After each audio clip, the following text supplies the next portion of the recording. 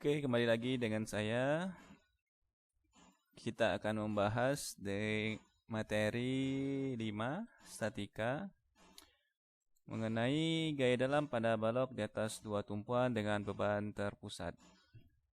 Jadi kita bisa lihat di sini ada satu contoh dari balok di atas dua tumpuan dengan tumpuan salah satunya adalah sendi dan tumpuan yang lainnya adalah roll ya. Kita bisa ingat-ingat lagi ya. Di sini ada beban terpusat, ada 3 buah beban terpusat. Kita coba selesaikan. Pertama-tama kita harus mencari reaksi perletakannya ya. Reaksi perletakan itu kita mencarinya menggunakan salah satu dari 3 persamaan keseimbangan. Karena ini struktur kita itu statis tertentu ya. Jadi kita bisa menggunakan salah satu dari 3 persamaan ini, yaitu pertama adalah sigma gaya horizontal sama dengan 0, sigma gaya vertikal sama dengan 0, dan sigma momen itu sama dengan 0. Jadi kalau misalnya ini kita untuk mencari reaksi kita bisa menggunakan sigma momen sama dengan 0 ya.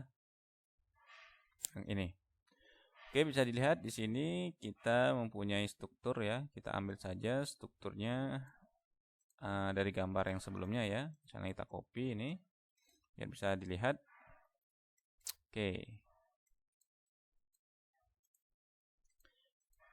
Nah, di sini untuk menyelesaikannya kita pilih salah satu titik A atau titik B untuk menjadi pusat momennya ya. Pertama, kalau dilihat dari contoh di sini kita menggunakan momen di titik B ya. Berarti kita ambil titik B sebagai pusat momennya.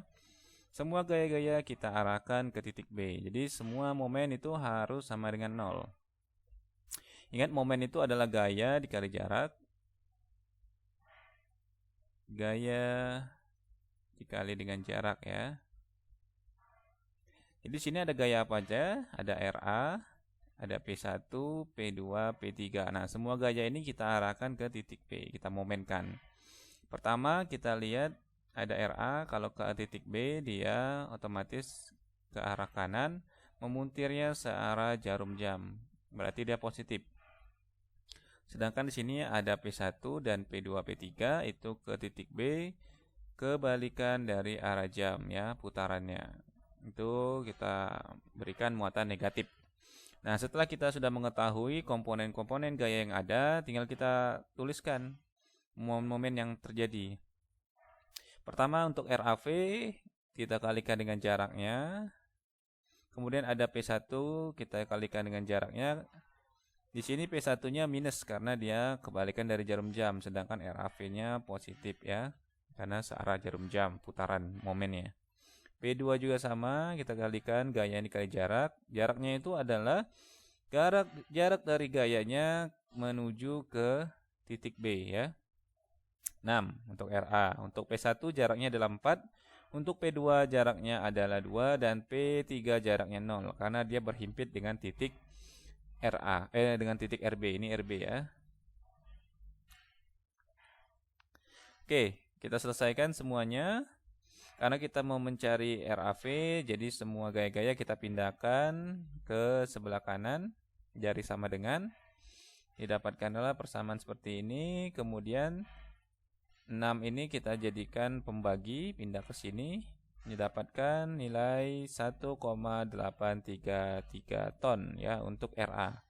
Jadi RA di sini dia kebagian menerima beban sebesar 1,833 ya. Jadi dia menahan sebesar itu.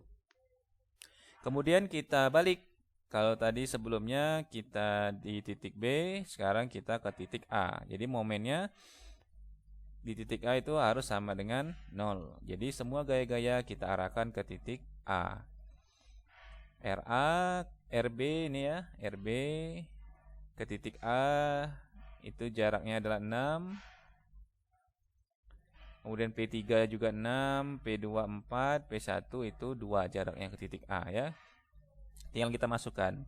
RBV di sini minus karena dia kebalikan jarum jam, sedangkan P3, P2 ini P1 ya.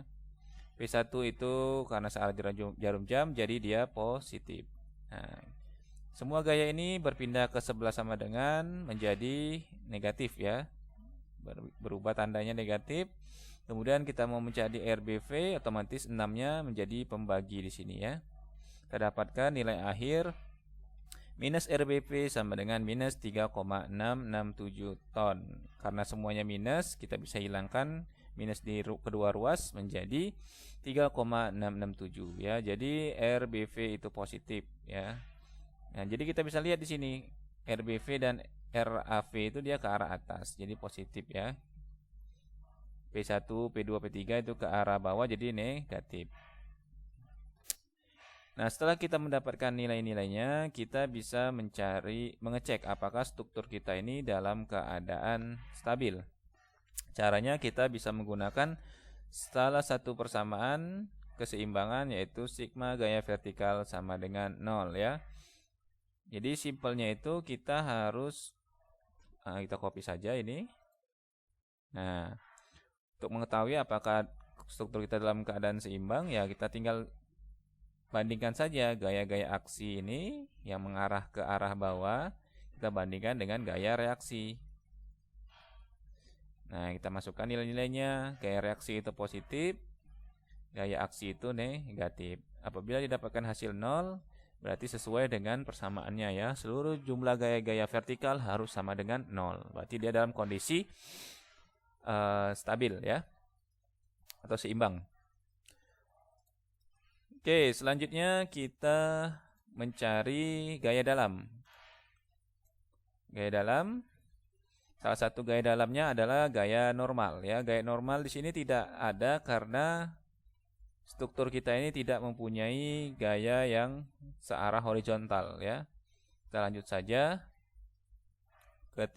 ke gaya lintang. Nah, untuk mencari gaya lintang, kita selesaikan dari titik A menuju titik B ya. Jadi di awal titik A kita cek di titik A ada gaya apa saja yang gaya vertikalnya ya. Ada RA, kita masukkan, kemudian nilainya adalah 1,833. Kemudian kita pindah ke titik C. Cara menggambarnya, di titik A kita naik ke atas karena RA itu ke atas ya. Kemudian pindah ke titik C, itu ada gaya apa lagi? Ada P1, berarti dikurang P1 karena P1 arahnya ke bawah ya. Nah, dalam perhitungannya kita bisa sebutkan seperti ini ya. D di titik C atau gaya lintang di titik C itu sama dengan RA dikurang P1 karena P1 ke arah bawah ya. Didapatkan nilai minus 0,167. Nah, kemudian kita bergeser lagi ke titik D. Di titik D itu ada gaya P2. P2 itu ke arah bawah ya. Bisa kita sebutkan gaya lintang di titik D itu adalah gaya lintang di titik C dikurang oleh P2. Didapatkan nilai 1,67 ton minus ya. Nah, terakhir kita bergeser lagi ke titik B. Di titik B ini ada dua gaya, ada P3 dan ada RB. Nah, tinggal kita hitung saja. Jadi gayanya itu naik oleh ada RB, kemudian dikurangi oleh P3. Dia akan kembali ke titik 0 gayanya. Dalam perhitungan kita bisa sebutkan gaya lintang di titik B itu sama dengan gaya lintang di titik D dikurang oleh gaya P3 ditambah dengan RB. Dapatkan 0 ya. Berarti dia posisinya kembali ke titik 0. Nah, di sini kita bisa lihat dari diagramnya. Jadi awalnya dari 0, kemudian naik, RA geser ke kanan, turun, geser lagi, turun, kemudian ke titik B, naik menuju 0 ya, seperti itu.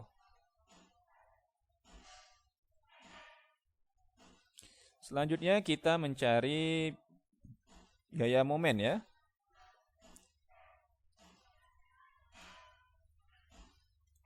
Nah, gaya momen ini kita cari sama seperti tadi dari titik A menuju titik B ya. Di titik A momen itu tidak ada karena apa? Di titik A itu cuma ada RA. RA dikali dengan jaraknya berapa? 0 karena dia berhimpit dengan titik A sama dengan 0 ya nilainya. Kemudian momen di titik C, kita lihat momen titik C ada apa saja. Ada RA ke titik C, kemudian ada P1 ke titik C. Berarti di sini RA dikali jaraknya 2. Kemudian kita bisa tuliskan sini ditambah atau dikurang P1 dikali dengan 0. Jaraknya 0. Sama dengan 0 ya, cuma. Jadi ini tidak perlu dituliskan, tidak apa-apa. Jadi kita tuliskan di sini RA dikali 2 sama dengan 3,66 ton. Lanjut ke titik D. Di titik D itu ada tetap RA, tapi jaraknya bertambah. Kemudian ada P1 jaraknya 2, kemudian ada P2 jaraknya 0. Kita bisa masukkan lagi, didapatkan nilai sebesar 3,332 ton meter. Nah, perlu diingat ya di sini. Di sini kita menggunakan ton meter ya, karena gaya kali jarak tadi. Jangan dilupakan. Kemudian di titik B dia ada gaya apa saja? Ada RA, jaraknya 6, ada P1 ke titik B itu jaraknya 4, P2 itu jaraknya 2 ke titik B. Kemudian P3 dan RB itu otomatis 0 ya, karena dia berhimpitan dengan titik B. Kita masukkan nilai-nilainya. Ingat, yang searah jarum jam dia positif, yang kebalikan jarum jam dia negatif. Didapatkan nilai sama dengan 0 ya. Jadi di sini terbukti bahwa momen di tumpuan sendi dan roll itu sama dengan 0 ya, karena tumpuan sendi dan roll itu tidak menerima momen. Seperti itu. Jadi di titik MA, di titik B itu pasti dengan nilainya adalah 0. Oke, ini gambarnya kita bisa lihat. Kita langsung bisa menggambarkannya secara langsung. Di titik A itu 0, ke titik B itu 3,66, ke titik B ke titik C salah. Ke titik C itu 3,66, ke titik D 3,3, balik lagi ke titik B itu 0 ya. Dia momen ke arah bawah jadi positif. Seperti itu. Nah, jadi di sini kesimpulannya bahwa untuk mencari gaya dalam, kita tahapannya seperti biasa harus mencari reaksi terlebih dahulu. Setelah reaksi didapatkan, akibat gaya-gaya yang bekerja, kita mencari apakah struktur kita itu sudah seimbang, kayak gitu ya. Ngecek seimbangannya dengan sigma vertikal sama dengan 0. Kemudian kita baru bisa menghitung gaya dalam yang terjadi. Kemudian kita bisa menggambarkannya di dalam bentuk diagram seperti ini ya. Oke. Itu saja untuk kali ini. Terima kasih.